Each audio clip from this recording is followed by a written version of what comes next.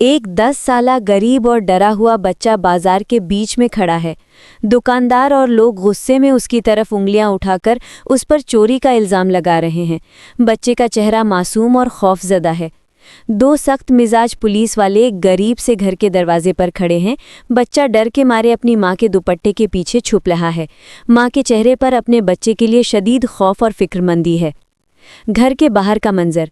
माँ police officer के सामने हाथ जोड़कर रो रही है और मिन्नतें कर रही है। वो अपने सोने के कंगन या घर के कागजात पुलिस वाले के हाथ में दे रही है ताकि वो बच्चे को ना ले जाए।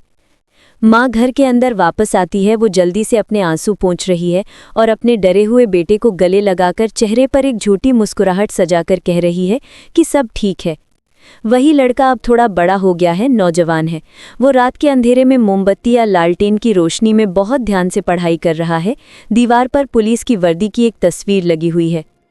वो लड़का अब एक जवान और खूबसूरत पुलिस ऑफिसर बन चुका है।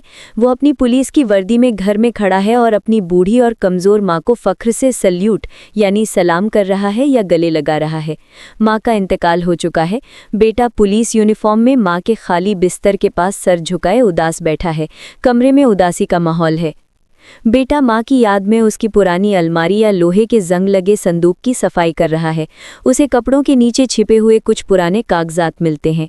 बेटे के हाथ में एक पुराना पीला पड़ा हुआ कागज़ है जिस पर घर के गिरवी होने के कागजात या पुलिस स्टेशन की कोई रसीद है।